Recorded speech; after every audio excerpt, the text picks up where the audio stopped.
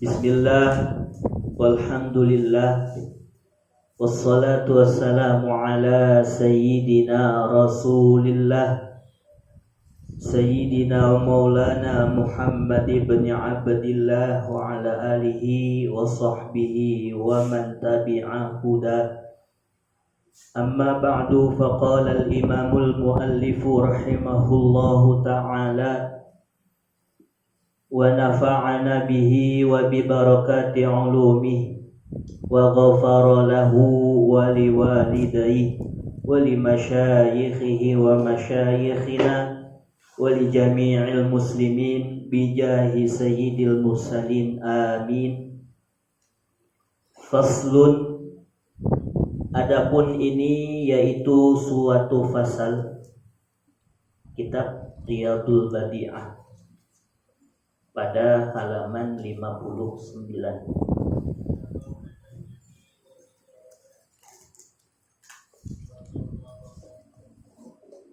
Faslun, adapun ini yaitu suatu fasal.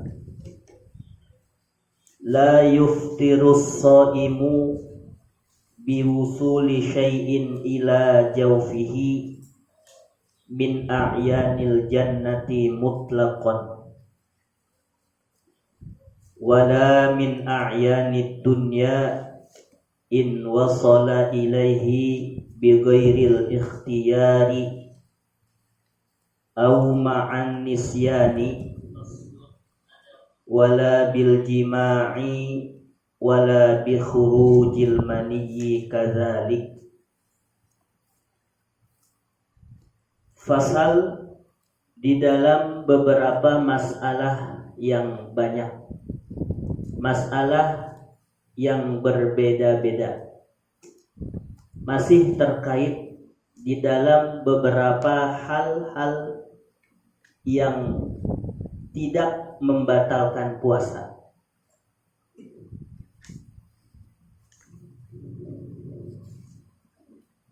Masalah-masalah yang banyak, masalah-masalah yang berbeda-beda dalam kaitannya bab puasa. Di dalam pasal ini disebutkan beberapa hal yang tidak membatalkan puasa. La yuftirus shaimu, tidaklah batal oleh orang yang berpuasa. Biwusuli syai'in ila jawfihi, tersebab sampainya sesuatu ke dalam rongganya. Tidak batal orang yang berpuasa dengan tersebab sesuatu sampai kepada rongganya, min a'yanil jannati, dari benda-benda surga secara mutlak. Artinya mau dengan kesengajaannya ataupun tidak, mau dengan kehendaknya sendiri ataupun dipaksa, mau dalam keadaan ingat bahwasanya dia sedang puasa ataupun lupa. Ini yang dimaksud secara mutlak. Andai kata ada orang yang berpuasa, puasa Ramadan misal, atau puasa-puasa sunnah, itu sama dalam hal ini. Taruh di dalam puasa Ramadan misalnya, seseorang berpuasa, kemudian dihadapkan benda dunia. Bisa saja seseorang dihadapkan benda dunia. Misalnya dihadapkan hidangan, ya bukan benda dunia, benda surga. Dihadapkan benda surga. Bisa seseorang yang sedang berpuasa dihadapkan benda surga. Ini yang perlu dicatat, benda surga ya. Kalau benda dunia itu sudah lewat pada minggu yang lalu. Jadi kalau benda dunia seperti makanan yang kita makan, minuman yang kita minum, apapun bendanya itu, sampai ke dalam rongga yang terbuka itu dapat membatalkan puasa. dengan catatan benda dunia. Di dalam pasal ini benda surga. Andai dihadapkan kepada kita benda surga berupa makanan, kita lagi puasa kondisinya, atau minuman dari surga, seseorang bisa saja kejadian seperti itu karena kekaromahan, karena kemuliaan dari Allah Subhanahu wa ta'ala yang diberikan kepadanya. Namanya karomah. Seseorang sedang berpuasa, kemudian karena dia seorang wali, seseorang yang sangat dekat kepada Allah Subhanahu wa ta'ala, maka Allah ta'ala kasih karomah, artinya berupa kemuliaan.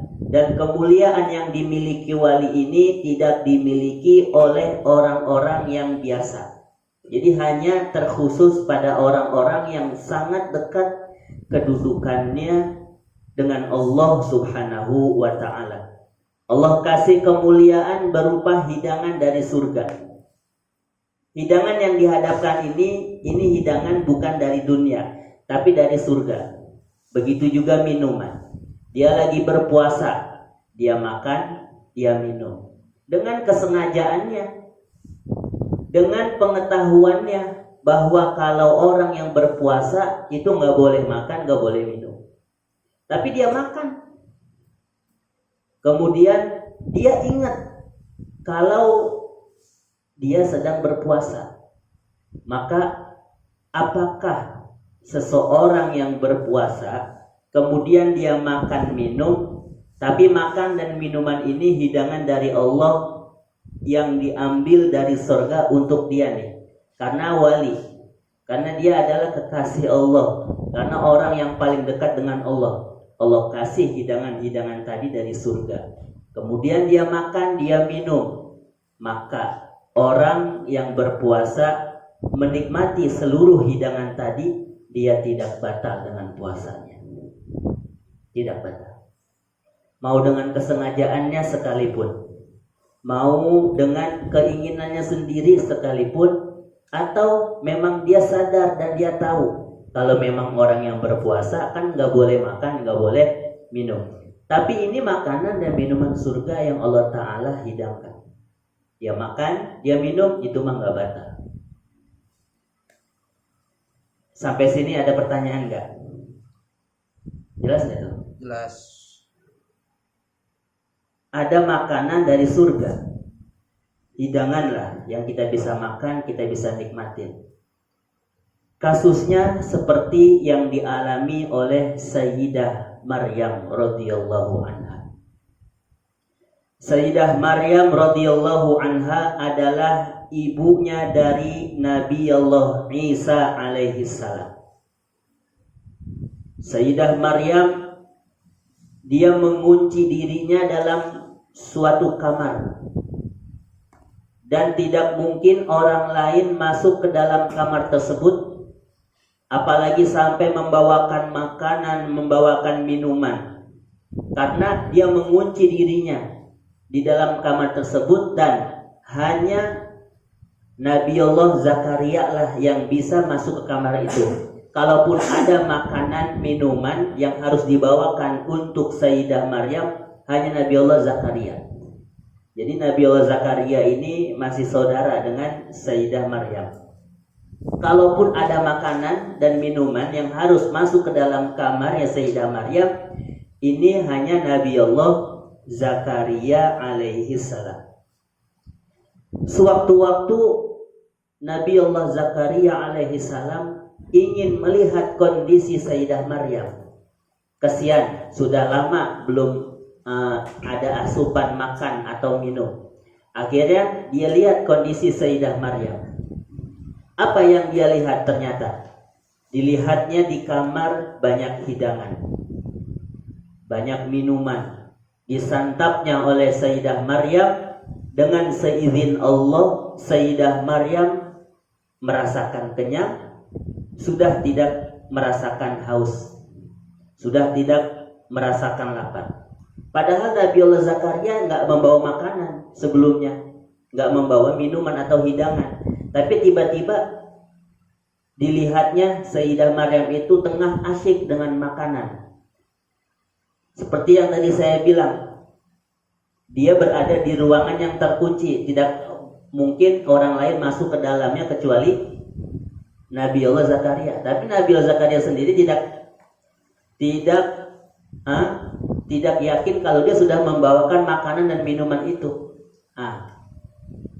Kita pastikan makanan atau minuman hidangan tadi yang dimakan oleh Sayyidah Maryam itu adalah merupakan hidangan dari Allah yang diambil dari surga.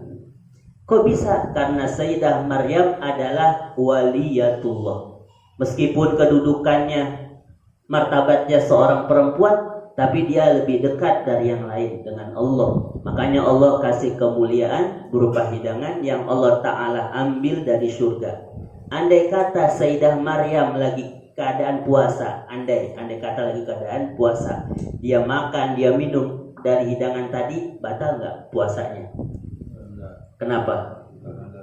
Karena dari surga. Jadi kalau benda surga itu pengecualian.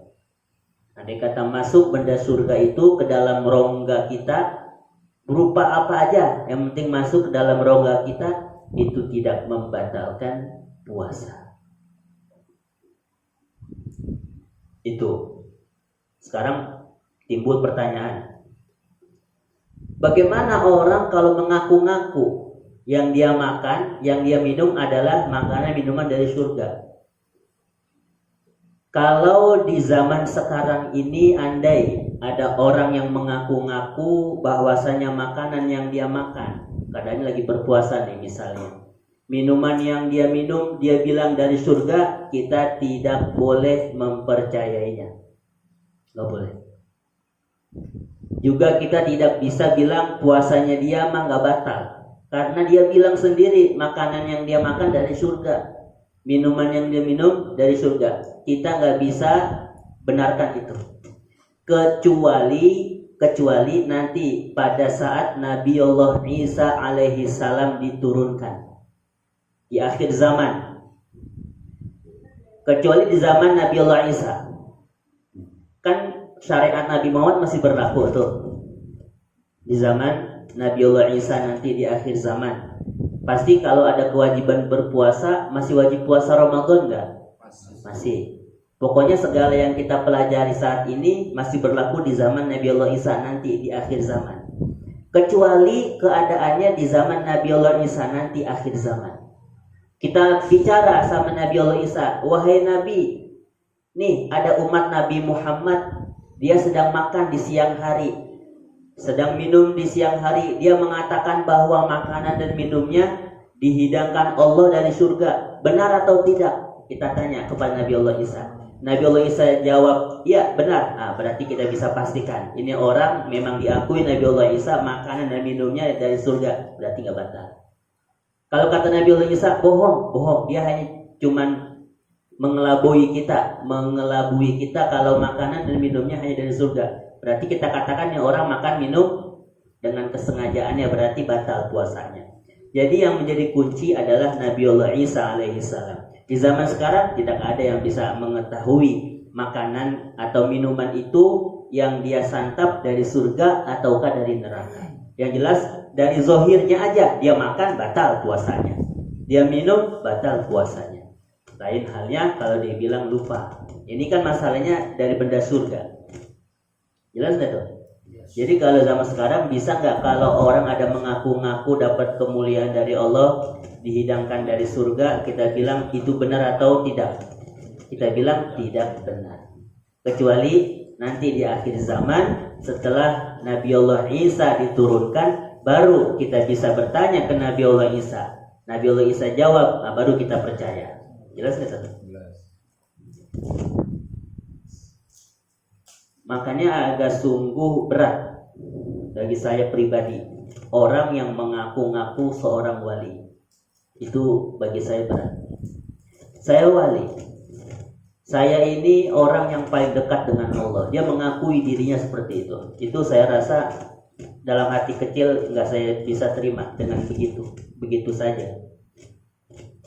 Karena ya pangkat kewalian itu tidak semudah kita seperti kita ya membolak-balik, istilahnya membolak-balik telapak tangan.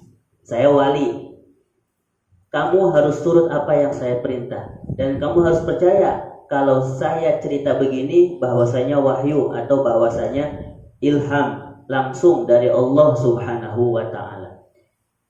Ya, itu nggak bisa. Karena yang tadi saya bilang tidak semudah ya kita mengaku seorang wali seperti kita membolak-balikan telapak tangan. Karena begitu sangat ketat seseorang sampai derajatnya kepada makom waliullah, itu sangat ketat. Jadi nggak mudah, terutama di bidang syariat.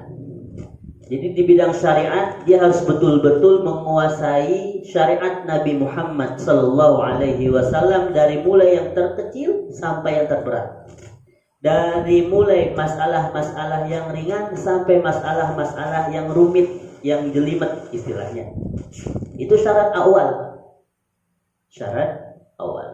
Seseorang menjadi waliullah, syariatnya harus betul-betul ya, harus betul-betul dia sudah kuasai. Nah sekarang di zaman sekarang masih tanda tanya, syariatnya sudah sampai mana. Terlebih dia bilang kalau dia sudah tidak diwajibkan sholat. Saya seorang wali, sudah begitu dekat kedudukan saya dengan Allah, sehingga saya sudah tidak ada kewajiban untuk sholat buat saya, sehingga saya sudah tidak ada kewajiban berpuasa untuk saya.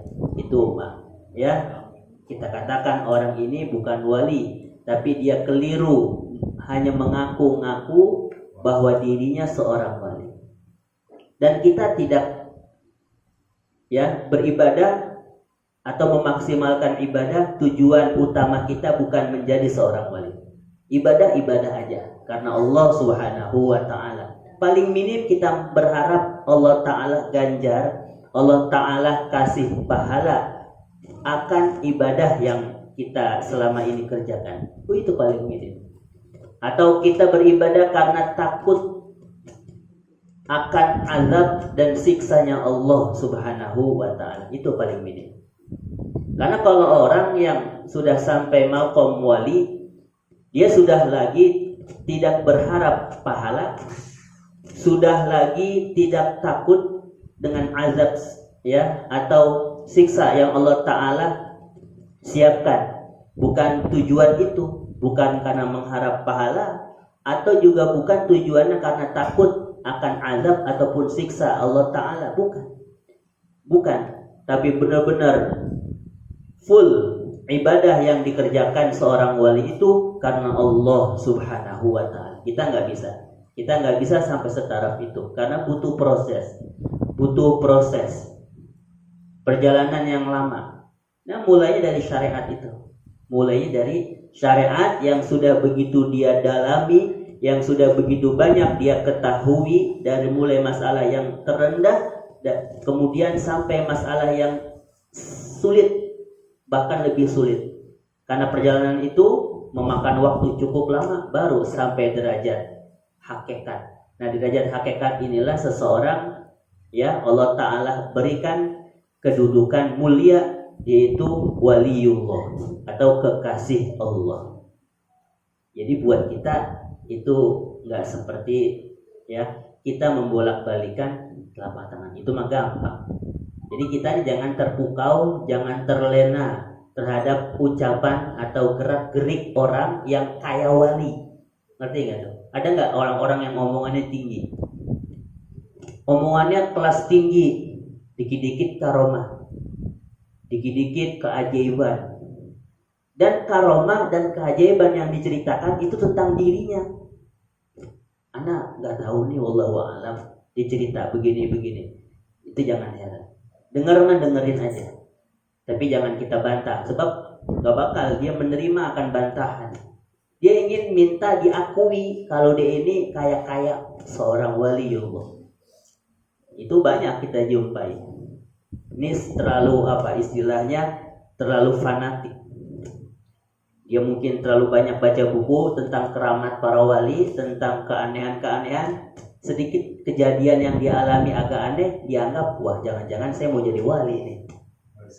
Wali santri kali, bukan wali bener.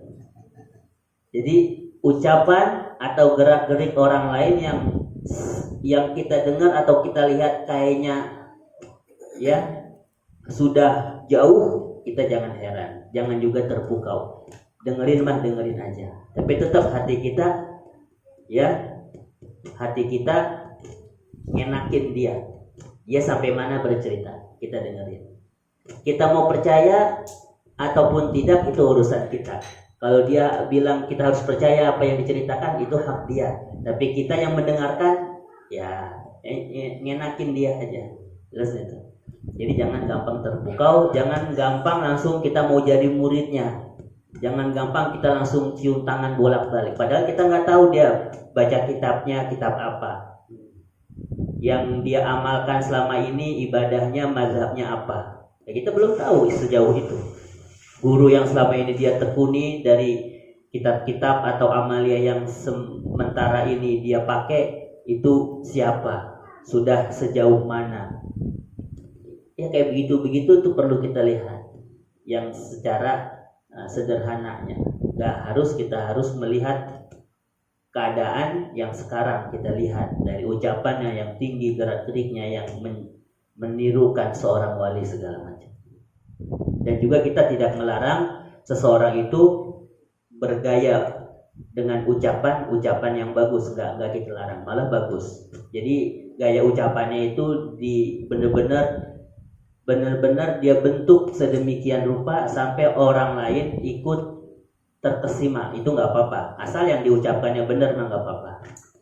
Atau kita juga nggak menyalahkan orang yang berpenampilan seperti penampilan habaib, nggak melarang itu, nggak apa-apa. Silakan mereka yang mau berpenampilan seperti habaib atau seperti kiai, pakai jubah, pakai gamis, pakai udeng-udeng, pakai sorban atau apapun, tasbih dibawa kemana-mana, itu nggak apa-apa. Yang kita tidak serap di hati itu adalah mereka yang ucapannya dan gerak-geriknya kayak setaraf seleting dengan para waliullah, dengan seleting dengan para ulama-ulama yang berkaliber, yang berkeilmuan luas. Padahal kita tahu nih kondisi orang ini sejauh mana belajarnya, sejauh mana pengetahuan keagamaannya. Itu jelas nggak? Jadi inilah tujuannya kita berkumpul di tempat ini, di muzakarah seperti ini, supaya kita tidak mudah terpukau, terlena dengan orang dari ucapannya kah, atau dari perilakunya kah, atau yang lainnya. Yang penting akhlak itu tetap kita utamakan. Bagaimana caranya kita supaya ngenakin orang yang ada bersama kita, meskipun ucapannya, perilakunya nggak ngenakin, atau meskipun ucapan dan perilakunya terlalu jauh kalau kita nilai, meskipun kita bisa ngenakin dia, kita bisa nyenengin dia, itu sudah menjadi kewajiban kita selaku sesama. Itu adalah pertama dari segala hal yang tidak batal, yang tidak membatalkan puasa adalah benda-benda surga, baik berupa hidangan ataupun apapun lainnya. Andai kata memang itu dari surga, maka tidak membatalkan puasa seseorang.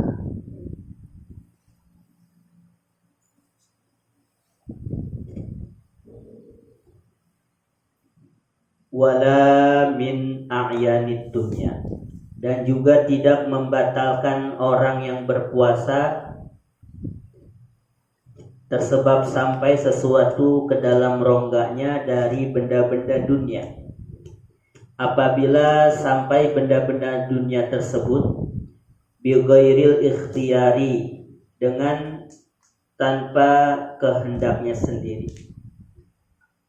andai kata seseorang dihidangkan makanan, andai kata seseorang dihidangkan minuman, padahal orang tersebut dalam keadaan berpuasa. Kita lihat kondisinya. Dia makan dan dia minum itu dalam keadaan keinginannya atau tidak. Kalau dalam keadaan keinginannya, dalam keadaan kehendaknya sendiri, lagi berpuasa, dia makan, minum, batal nggak puasanya? Batal. Tapi kalau kondisinya dipaksa, jadi karena keterpaksaannya dia minum dan karena keterpaksaannya dia makan. Kondisi lagi berpuasa, puasanya batal nggak? Jawabannya tidak batal. Itu satu. Makan dan minum dalam kondisi keterpaksaan. Pada pertemuan minggu lalu, kok makan batal? Kok minum batal? Karena kondisinya dengan kehendaknya sendiri, keinginannya sendiri. Saya mau makan, padahal kondisinya lagi berpuasa. Itu mah batal. Tapi kondisinya di saat ini yang tidak membatalkan kalau keterpaksaan. Kok bisa dipaksa dia makan? Emang gak dia lawan? Kok bisa dalam kondisi keterpaksaan dia minum? Emang dia gak menolak? Karena dia memaksanya dengan menodongkan pistol misal. Ya dalam keadaan situasi sempit atau kondisi seperti itu, orang mungkin panik. Ya kan, mau tidak mau dia pasti makan, atau mau tidak mau dia pasti minum. Lagi berpuasa, maka puasanya tidak batal. Itu catatannya. Nauzubillahi min dzalik ya, kalau sampai kita mengalami kita dipaksa untuk keluar dari agama Islam. Bagaimana tuh? Kondisi dalam keadaan keinginan sendiri, boleh nggak kita keluar dari agama kita? Itu nggak boleh, dosa besar.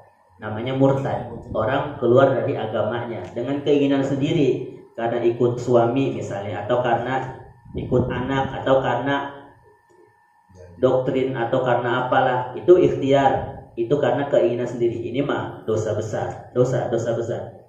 Jadi orang yang murtad itu adalah orang-orang yang keluar dari akidah Ahlus Sunnah wal Jamaah dan memeluk agama selain Islam dengan kehendaknya sendiri. Catatannya itu, dengan kehendaknya sendiri.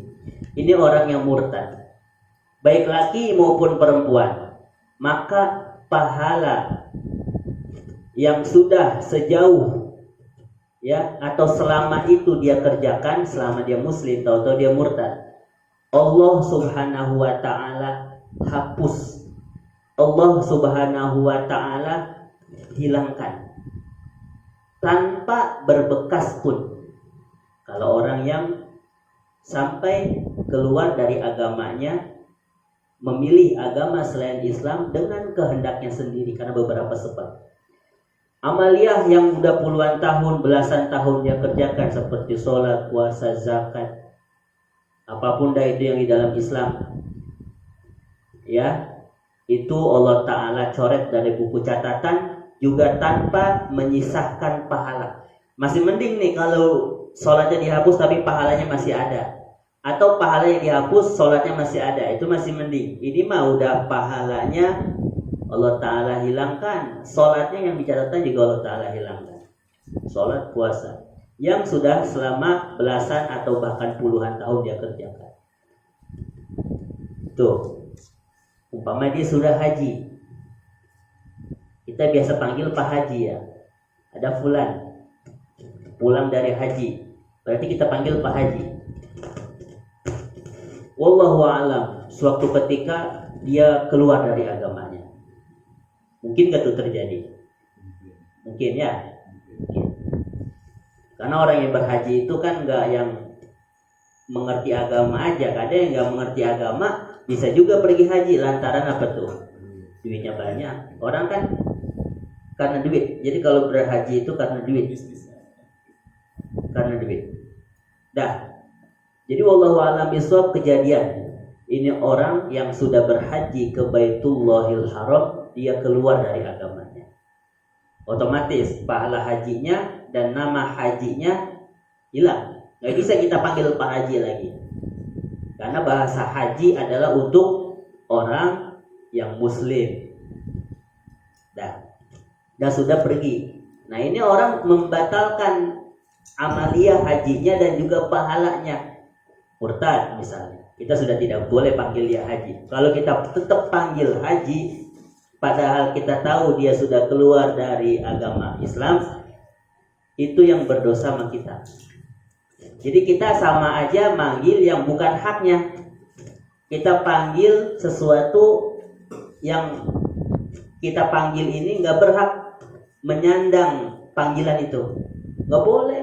Kayak orang baru umroh kita panggil haji, itu sama. Itu berdosa. Haji, anak baru umroh, nggak apa-apa. Itu haji kecil termasuk. Jadi kalau orang baru umroh nggak bisa kita panggil haji. Jelas nggak tuh? Kalau belum haji ada yang manggil haji gimana? Iya itu Cang. Jadi kalau belum haji, orang yang ngerti ini harusnya jangan manggil haji. Nah, kalau namanya haji nggak apa-apa kita panggil haji dah. Enggak, begini saya ngeliat Bang Herman nih. Nah, saya ketemu nih, nggak kenal kan?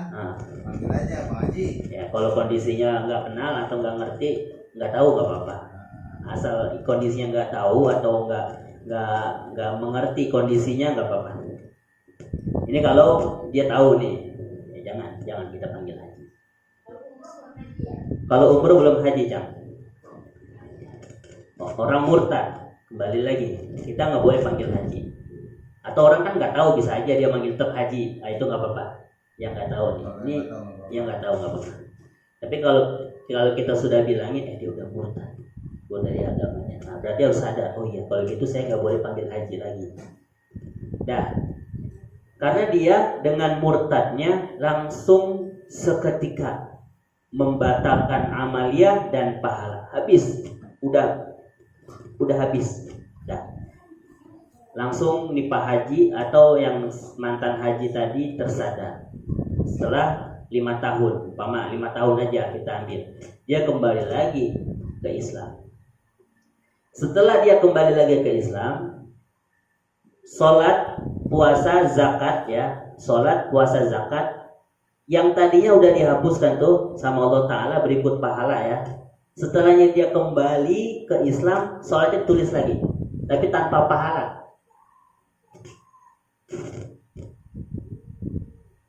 Ya, setelah dia kembali ke Islam, maka yang tadinya bersih catatannya dari nama-nama ya ibadah yang dia pernah kerjakan, kembali lagi ditulis sholat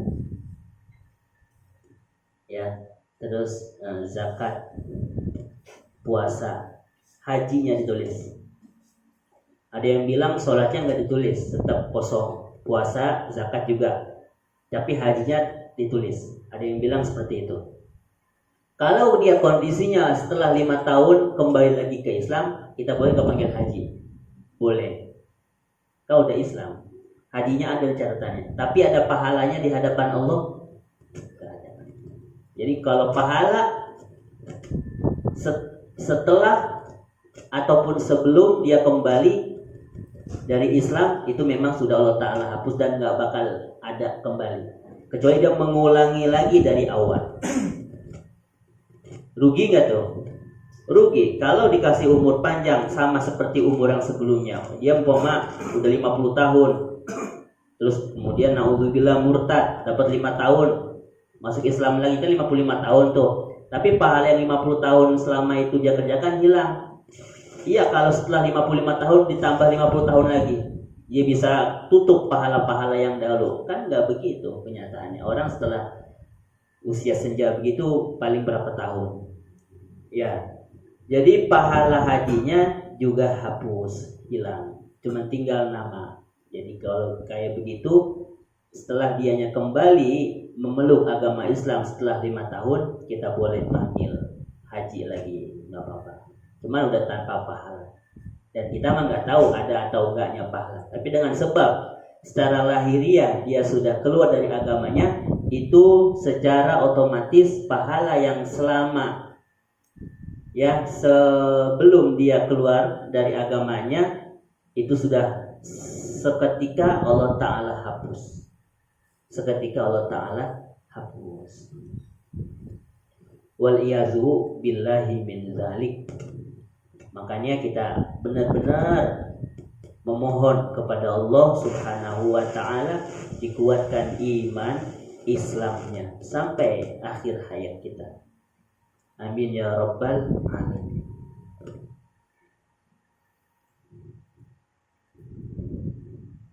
Seseorang dipaksa, nggak boleh keluar dari agamanya dalam keadaan keinginan sendiri. Sekarang kondisinya bagaimana kalau dipaksa? Ini maksudnya. Kita ditodongkan pistol. Kita tahu ada pelurunya di dalam. Orang yang ya Allah alam, mudah-mudahan jangan sampai terjadi kondisi seperti ini. Masuk ke rumah kita, tahu-tahu kita ditodongkan pistol, dia pakai inian penutup kepala, mungkin utusan dari mana ingin mengkafirkan semua orang dengan cara seperti itu. Ditodongkan kondisinya seperti itu. Kita dalam kondisi mendesak, jangan kita melawan.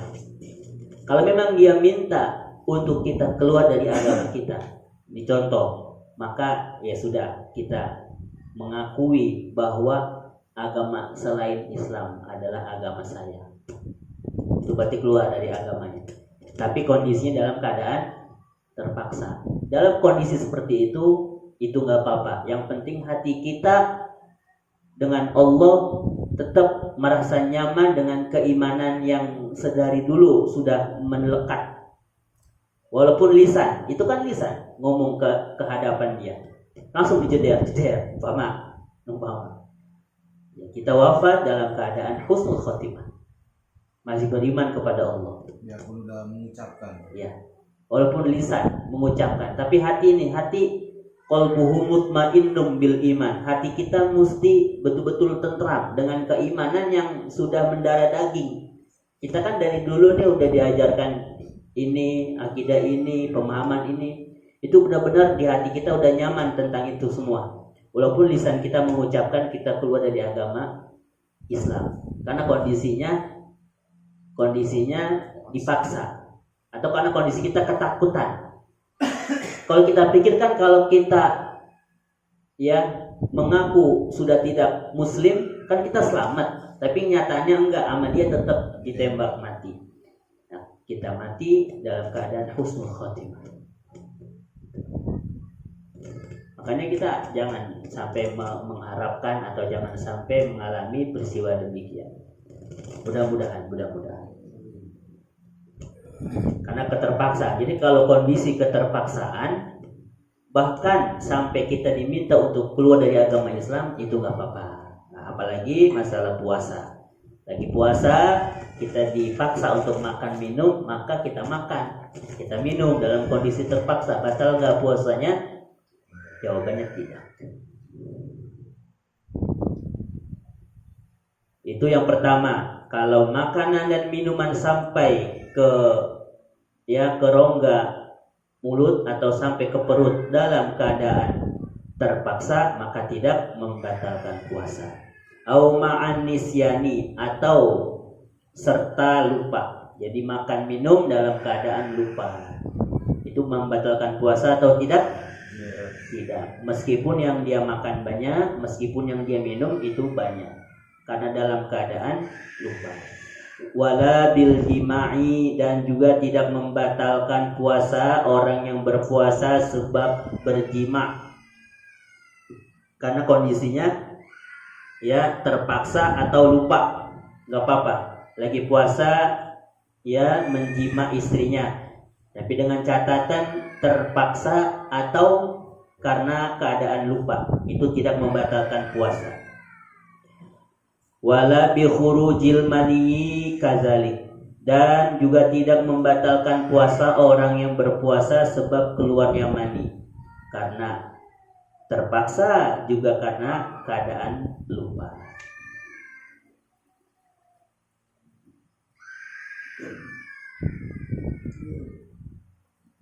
Orang-orang yang makan dan yang minum, atau yang menjima istrinya, atau yang mengeluarkan mani, ini 3, membatalkan puasa apabila ketiga hal ini dia sengaja lakukan. Itu. Yang kedua, karena tersadar, ingat kalau kondisinya sedang berpuasa. Ketiga hal ini dapat membatalkan puasa. Makan, minum, menjima istri, dan mengeluarkan mani. Tetapi kalau makan, minum, menjima istri, dan mengeluarkan mani kondisinya terpaksa, atau karena lupa bahwa dirinya sedang berpuasa, batal nggak puasanya? Tidak. Jadi itu yang diingat. Dia melakukan itu dalam terpaksa atau kehendaknya sendiri.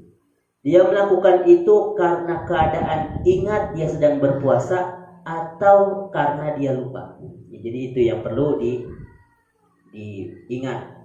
Catatannya kesengajaan atau keterpaksaan, lupa atau dia sadar.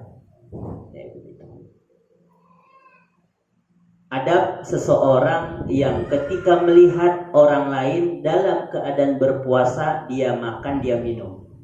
Kita husnuzon bahwa orang tersebut sedang lupa. Lagi makan di siang hari bolong, lagi minum. Kita husnuzon. Maka adab kita terhadap orang tersebut jangan kita ingatkan sebelum dia selesai makan dan selesai minum. Itu. Nah, setelah selesai dia makan, dia minum, baru ente lagi puasa. Dia ingat, astagfirullahaladzim, iya saya lagi puasa. Ya sudah. Puasanya batal nggak orang tersebut? Tidak. Enggak. Itu kalau makan di ruang tamunya. Boleh jadi dia keadaan lupa. Tapi kalau kita lagi jalan, tahu-tahu kita lihat orang pada kumpul di warteg, makan, minum, ngopi, ngerokok, kira-kira kita husnuzon nggak tuh sama yang begitu-begitu? Kita bilang apa dalam hati kita? Ya semoga Allah Ta'ala kasih hidayah. Jangan dikata-katain. Ini direkam aja, kalau kita katain. Jadi kita bilang aja, ya Allah, semoga Allah Ta'ala kasih hidayah kepada mereka. Jadi bagus ya adanya sweeping gitu. Jangan sampai adanya buka warteg atau toko makanan atau minuman selama siang hari bulan puasa. Kalau sudah menjelang sore barangkali nggak apa-apa karena untuk persiapan buka. Itu nggak apa-apa, bagus sebenarnya. Menjaga ya hati umat muslim yang sedang menjalankan puasa di bulan Ramadan. Pokoknya alhamdulillah para ulama-ulama kita adalah orang-orang yang sudah cerdas, orang-orang yang sudah mengerti apa yang seharusnya dia lakukan. Alhamdulillah. Ya, kita lanjut. Wala bil qai'i qahran idza lam yarji minhu syai'un ilal jawfi. Dan tidak membatalkan puasa orang yang berpuasa tersebab muntah dalam keadaan terpaksa apabila tidak kembali dari muntahnya oleh sesuatu ke dalam rongganya. Orang ya muntah, tapi muntahnya karena keterpaksaan. Jadi kayak nggak ketahan. Bisa nggak tuh? Orang muntah nggak ketahan, bisa nggak? Nah, kalau kondisinya seperti itu, padahal lagi berpuasa Ramadan, batal nggak puasanya? Tidak. Selagi muntahannya nggak masuk ke mulut. Kita muntah nih dengan keterpaksaan, nggak bisa kita tahan. Itu kemungkinan sangat jelas itu terjadi. Kan pasti ada yang menyisah di sini nih. Apakah nasi atau apa tuh di dalam mulut habis muntah, atau misalnya ada bekas-bekas rasa-rasa. Ini jangan kita telan, kita langsung cari ke kumur. dan kita buang kumurannya.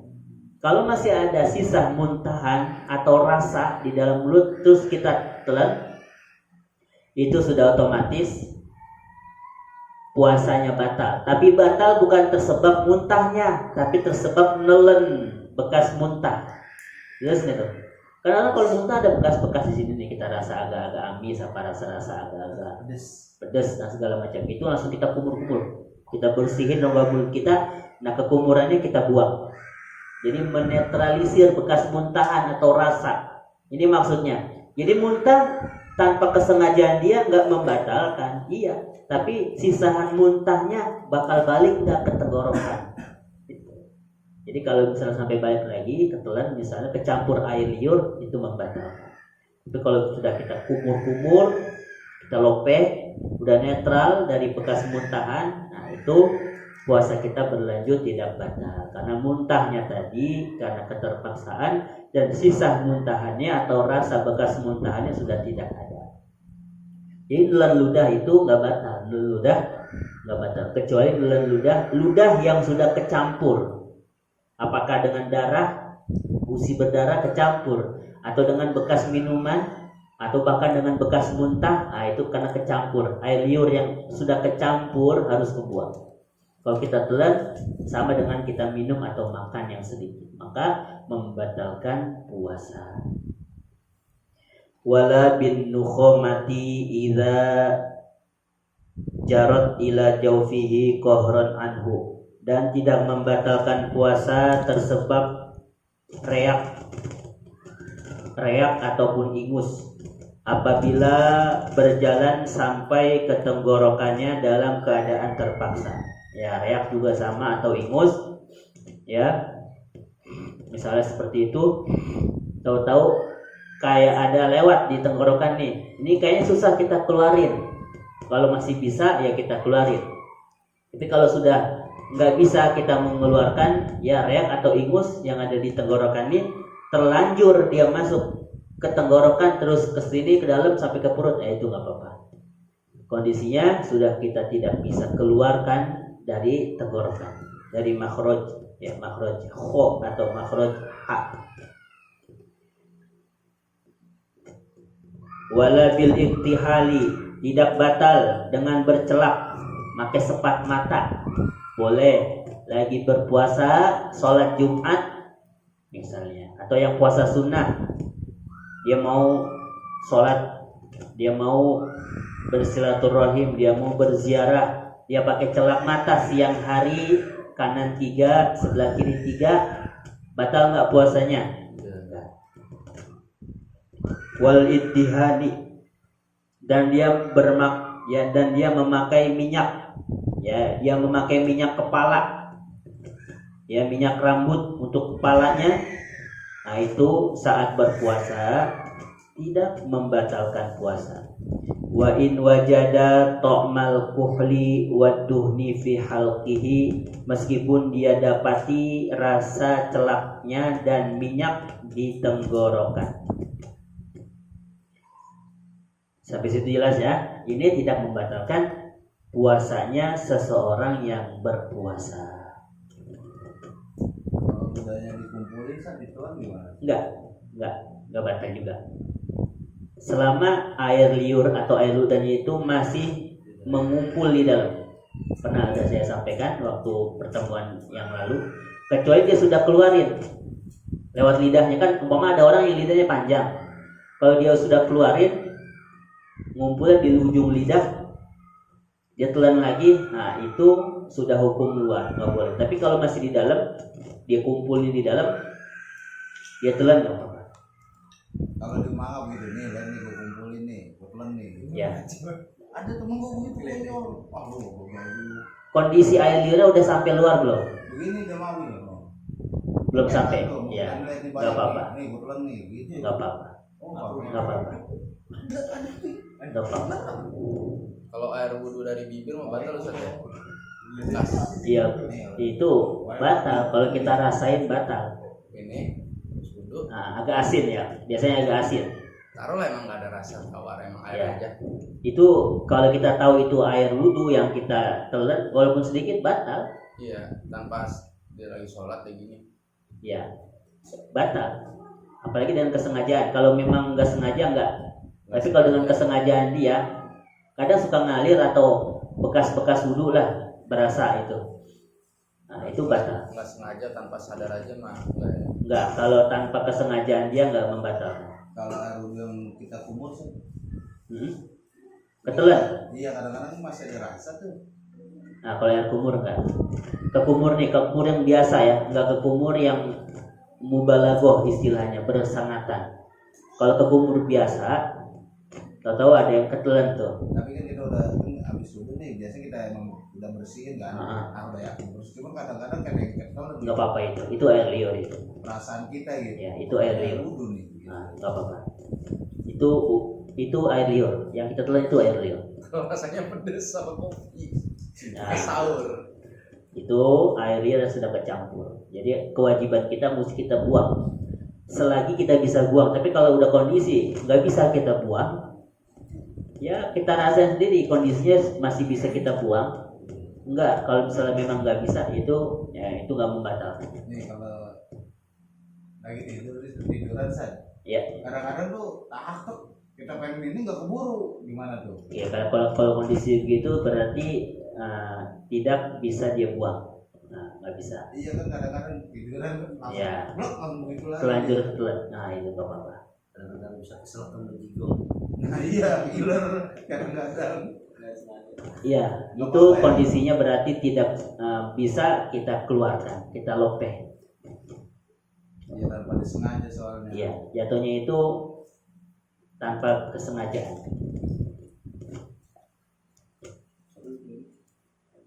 Iya kan?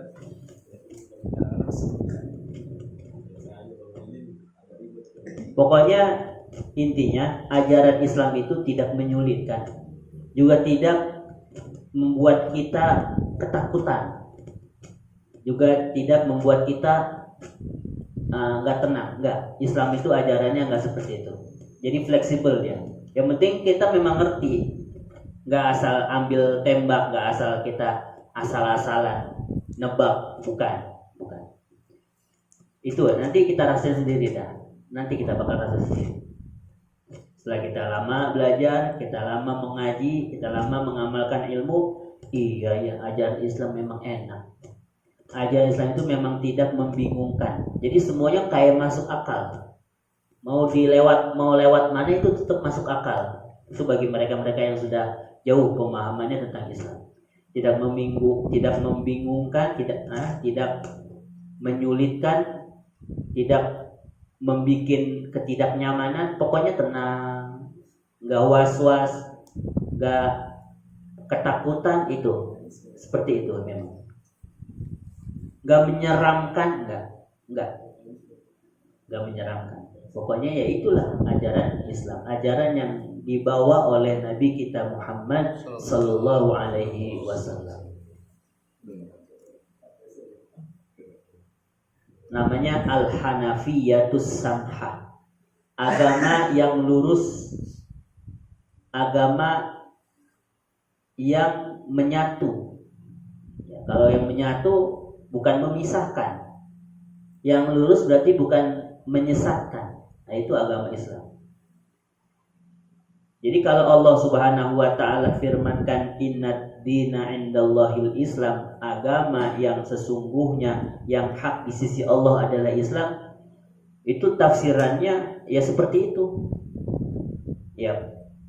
Luges, enak, asyik, yaitulah ajaran Islam. Makanya mudah-mudahan ya ajaran yang sudah kita terima dari banyak guru, dari orang-orang tua, kita pegang, kita abadikan, kalau bisa kita ajarkan kepada anak cucu kita di kemudiannya. Amin amin ya rabbal alamin. Kemudian wala bidukhulil zubabi wal ba'udi, dan tidaklah membatalkan puasa ya, berpuasa dengan tersebab masuknya lalat ataupun nyamuk, tidak batal. Nyamuk atau lalat masuk ke dalam rongga mulut kita, itu tidak membatalkan puasa. Wa gubaril kansi, dan debu sapu. Jadi kalau habis nyapu debunya keangkat, debunya kemudian masuk ke dalam rongga mulut atau rongga hidung, kita dalam keadaan berpuasa, maka puasa kita tidak batal. Wal gorbalati, dan ayakan tepung juga demikian, atau ayakan beras. Ya, emak-emak kita atau orang-orang tua kita ngayap, tahu-tahu ada yang terbang dari berasnya atau dari tepungnya, kita sedap atau masuk ke mulut kita, padahal kita lagi dalam keadaan berpuasa, maka puasa kita tidak batal. Fi jaufihi, tidak batal.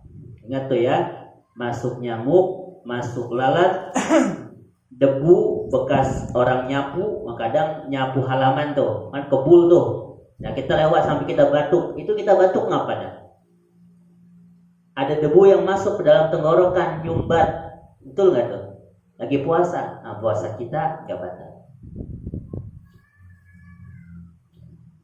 Kalau kemasukan laler, kita nggak nyaman yang sudah kemarin saya sampaikan. Terus kita masukkan mulut tangan kita untuk ngambil laler, nah itu mah batal. Batal karena apa tuh? Tangan kita yang masuk. Kalau kita biarin aja, kita telan, nah pakai air liur misalnya, itu mah nggak batal. Ya kalau nelannya pakai air minum, ngelancarin laler yang di tenggorokan, itu batal nggak kira-kira? Nah itu mah batal. Batalnya sebab minum. Pokoknya nyamuk nggak membatalkan, laler nggak membatalkan, debu, ayakan tepung, ayakan apapun itu tidak membatalkan. Wa in amkanahu, meskipun dia an yatajanna bazalik, bisa menghindar akan yang demikian itu. Meskipun dia sengaja ketahuan orang lagi ngayak tepung di situ, dia bisa jalan di sebelah sini supaya nggak kena abu tepung atau ayakan tepung. Dia sengaja lewat situ, dekat situ, akhirnya batuk atau kehirup atau masuk tadi ayakan tepung atau debu ke dalam tenggorokan, lagi berpuasa, maka tetap puasanya tidak batal meskipun kita bisa menghindar. Begitu juga kemasukan lalat, kemasukan nyamuk.